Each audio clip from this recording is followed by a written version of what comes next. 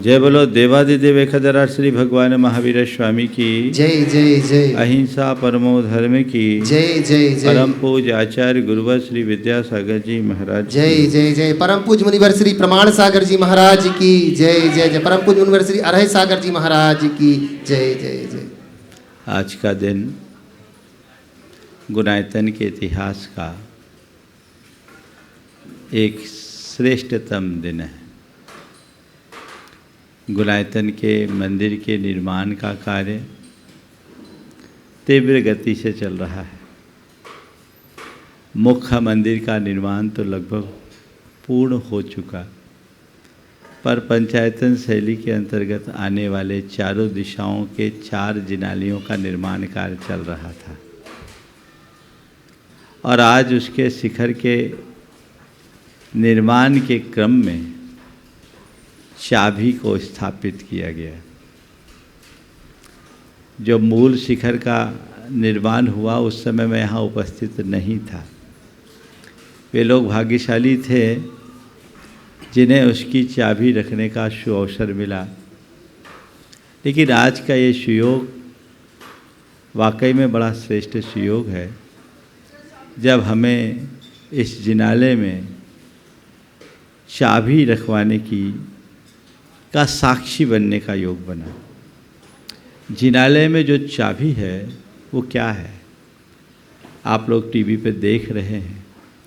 ये जो चाबी है ये पूरे के पूरे मंदिर के गुम्मट को संभालने की कुंजी है। ये एक शिलाखंड होता है और उस एक शिलाखंड पर पूरे गुम्मट और शिखर संभलता है। ये मंदिर के निर्माण की एक बहुत महत्वपूर्ण क्रिया होती है। आज कोविड काल में बहुत सीमित लोगों के मध्य है ये कार्य संपन्न हुआ। निश्चित वे लोग बड़े भाग्यशाली हैं जिन्हें ये सुअवसर मिला। आज 2 परिवारों को मुख्य रूप से और 2 और उसमें सहयोगी हुए ये शिला रखने का अवसर मिला है। मैं गुणायतन कमेटी से अपेक्षा रखूँगा कि अपने कार्य को तत्परतापूर्वक तीव्र गति से आगे बढ़ाएं। हालांकि इस विषम परिस्थिति में भी जिस तरह से यहाँ का कार्य संपन्न हो रहा है उसे देखकर मैं संतुष्ट हूँ, क्योंकि इससे अच्छा काम ऐसी स्थिति में नहीं हो सकता।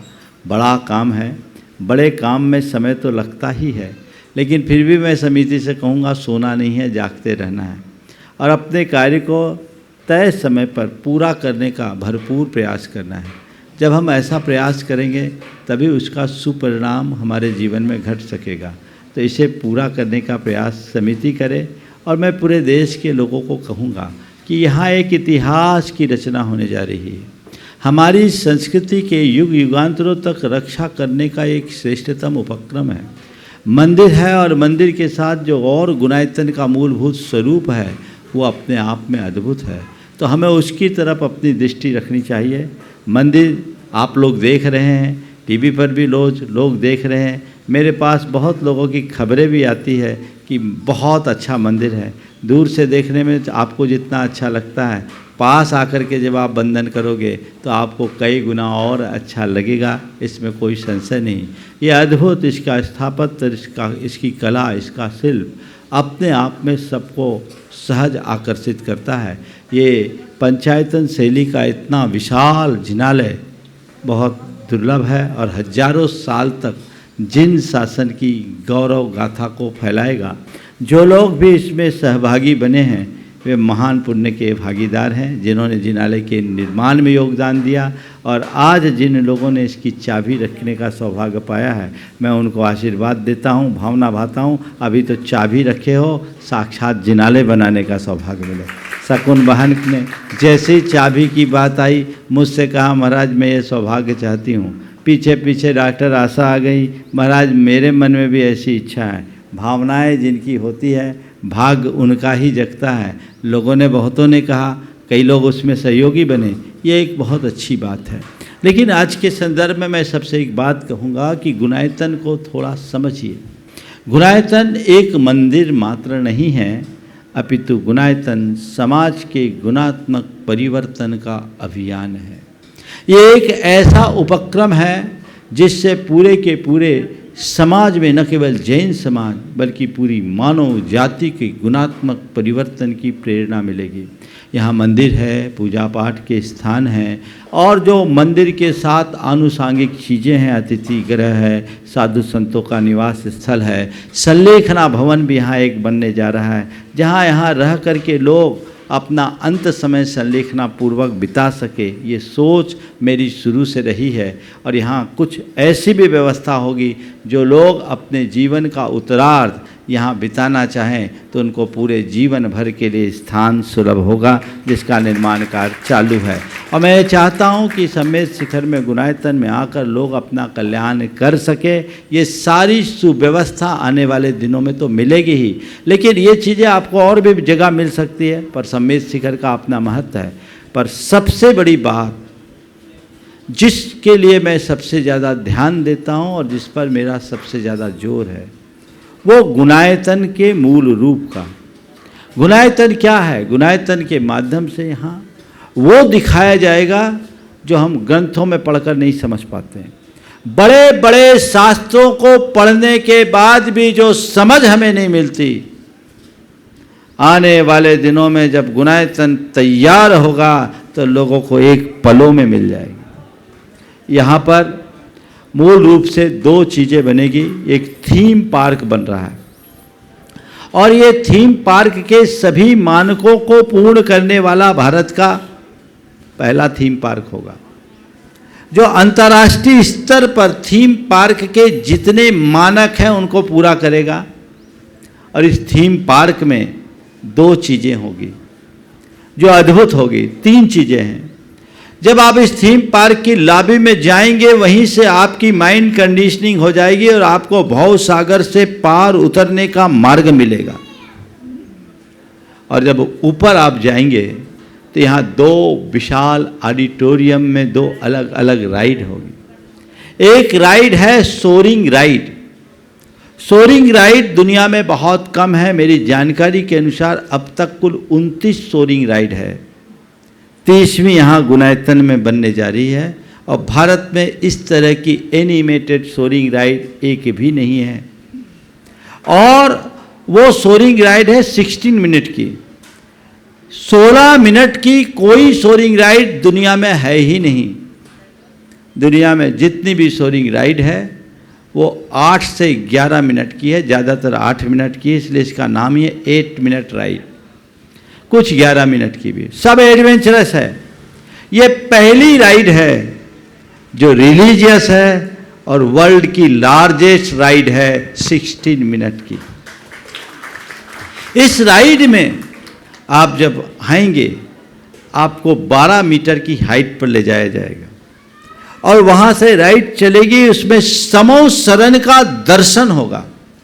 शास्त्रों में जैसा समो शरण का वर्णन है, उसका साक्षात जीवंत रूप आपको देखने को मिलेगा। देखने को नहीं मिलेगा, आपको ऐसा प्रतिभासित होगा मानो आप खुद समो शरण में पहुंच गए हो और परमात्मा के साक्षात दर्शन कर रहे हो। ये जीवन का अद्भुत क्षण।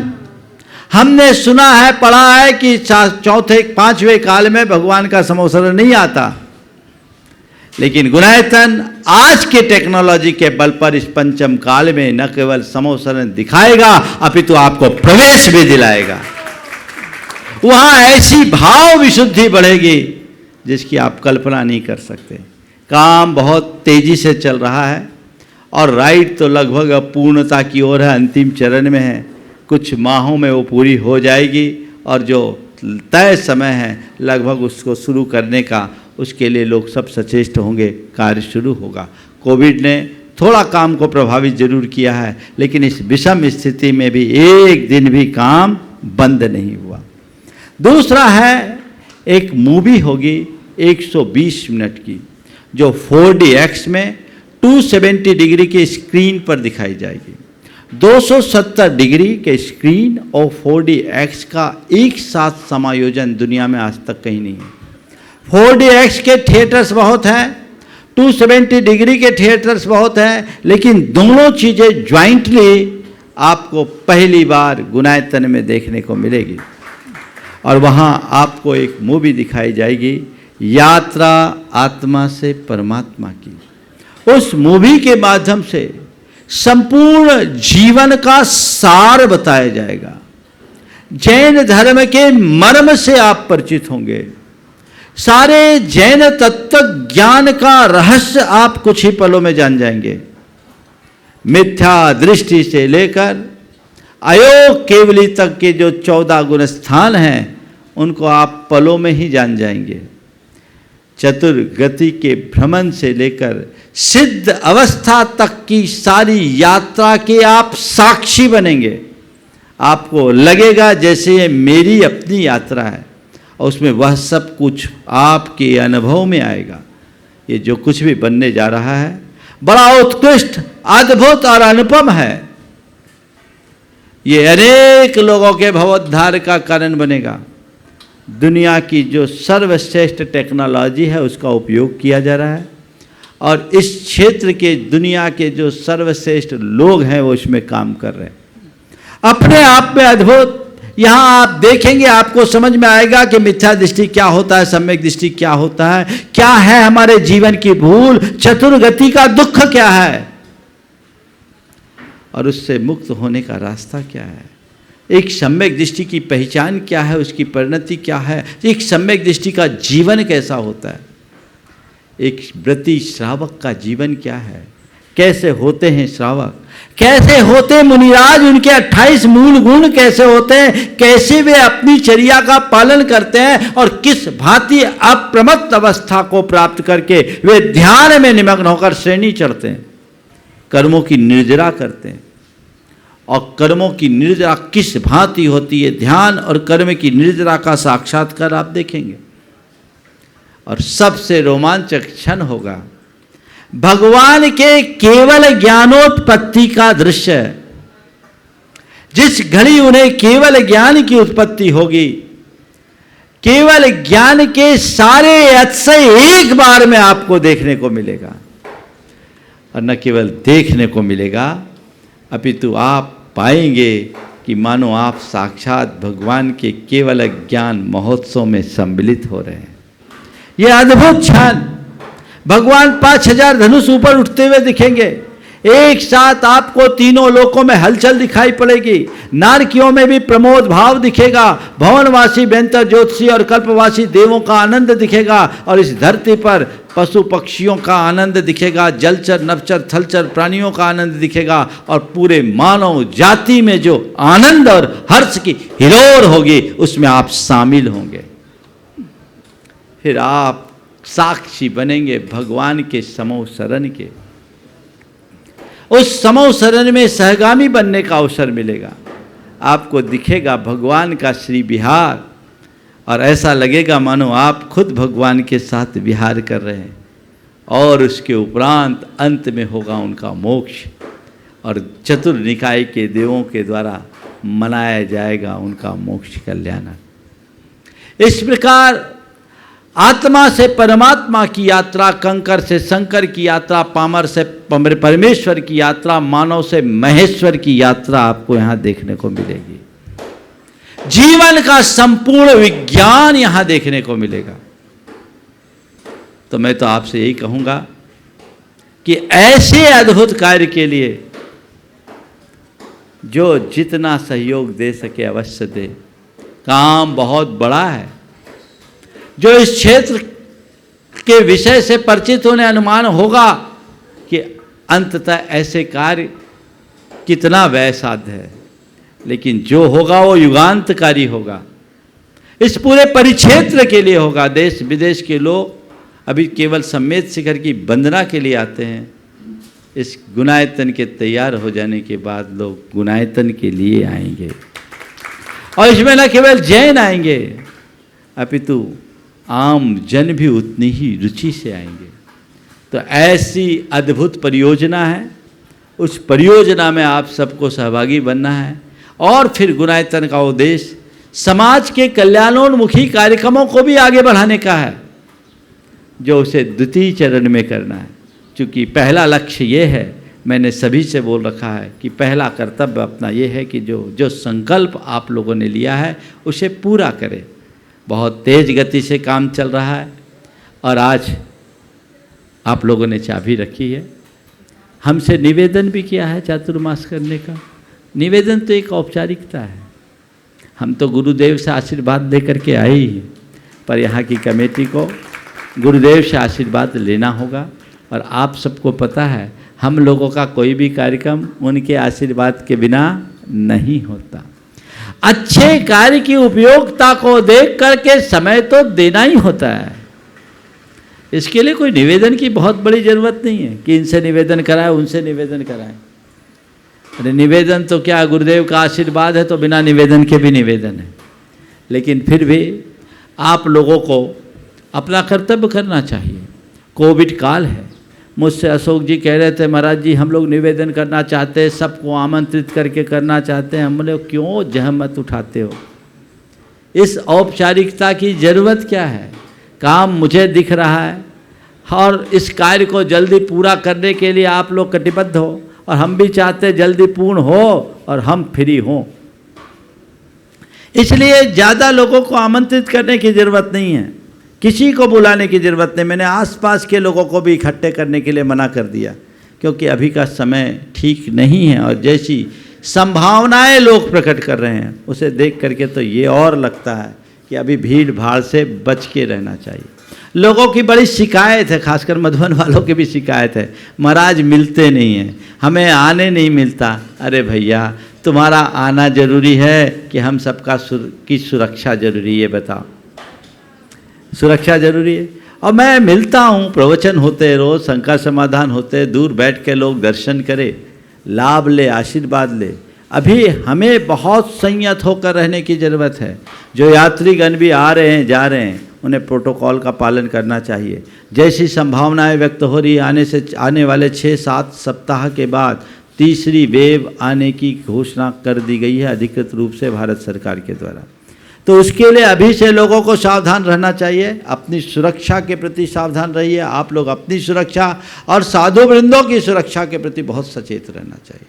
अगर आप लोगों को रोका जाता है तो इसके पीछे एक ही भाव है, थोड़ी सुरक्षा। क्योंकि धीरे धीरे मैं देख रहा हूँ आप लोगों के मास्क भी उतरने लगे। ये लापरवाही अच्छी बात नहीं है, सावधानी रखनी चाहिए। आप लोगों ने आज निवेदन किया है, गुरुदेव का आशीर्वाद आ जाए। गुरुदेव ने भी ऐसी व्यवस्था दे दी, यहाँ आने की ज़रूरत नहीं, पत्र भेज दो। पिछले बरस भी ऐसा हुआ था, लोगों ने पत्र भेजा, उनके पत्र को ही उन्होंने निवेदन समझा। समय काल के अनुरूप जब मंदिर छूट रहा है तो और क्या करोगे? तो इसलिए जो औपचारिकताएं होगी वो होगी, पर मैं तो यही कहूँगा समिति से काम को एकदम बिना प्रमाद के जैसे अभी लगे हैं वैसे ही गति दें। बहुत अच्छा कार्य हो रहा है, सब कुछ अति उत्कृष्ट स्तर का हो रहा है, इसमें कोई भी काम हल्का नहीं हो रहा है। और आप वो तो जब बनेगा तब देखेंगे। मैं तो आप सब लोगों से ये कहूँगा, जितने लोग आज के इस कार्यक्रम को देख रहे हैं वे ये सुनिश्चित करें कि इसमें मेरा योगदान क्या है। ऐसा कोई घर न बचे, ऐसा कोई हाथ न बचे जिसको ये लगे कि गुनायतन बन गया और इसमें मेरा कोई योगदान नहीं। योगदान अपना जरूर दो और थोड़ा मोड़ा योगदान मत दो। एक ही पंक्ति कहूंगा, सर्वोत्कृष्ट क्षेत्र है, सर्वोत्कृष्ट काम है, अपने जीवन का जो श्रेष्ठतम हो सके वो दो। ये तुम्हारे भवोद्धार का कारण बनेगा, तुम्हारी पीढ़ियों का उद्धार होगा। ऐसा कर जाओ कि आने वाले 100-200 वर्ष बाद, 100 वर्ष बाद तुम्हारा नाती पोता पर पोता आए तो उसके मुख से ये शब्द निकले और उसका हृदय गौरव से भरे कि ये वो गुणायतन है जिसमें मेरे दादा ने योगदान दिया, मेरे परदादा ने योगदान दिया, ये मेरा गुणायतन है। ये भाव आना चाहिए, हर व्यक्ति के मन में आना चाहिए कि मैंने यहाँ अपना कोई योगदान दिया, इस गुणायतन के निर्माण में मेरा एक अंशदान है, मैं उससे कृतार्थ हुआ हूं। ये भाव अंदर जगाइए। तब हम अपने जीवन को धन्य कर सकेंगे, जीवन को आगे बढ़ा सकेंगे। ऐसे शुभ अवसर रोज रोज नहीं आते, तो ये मौका है, इस मौके का फायदा उठाइए। हर कोई को बढ़ चढ़ करके हिस्सा लेना चाहिए। आज मंदिर की चाबी रखी गई, अभी 2 जिनालयों की रखी गई, 2 जिनालयों की अभी कुछ दिन बाद रखी जाएगी। और भी बहुत सारी योजनाएं समय पर आप सबके बीच रखूंगा। कई ऐसी योजनाएं हैं जो बहुत महत्वपूर्ण है, आप लाभ लें। आने वाले दिनों में कल अंतर्राष्ट्रीय योग दिवस है, मुझसे बहुत निवेदन किया गया, मैंने कहा ठीक है, 3 दिन तक प्रवचन स्थगित करके आप लोगों को भावना योग करने का सौभाग्य मिलेगा। और वह इसे जिनवानी चैनल के माध्यम से होगा सुबह 6 बजे से 7 बजे तक, क्योंकि योग खा पी कर करने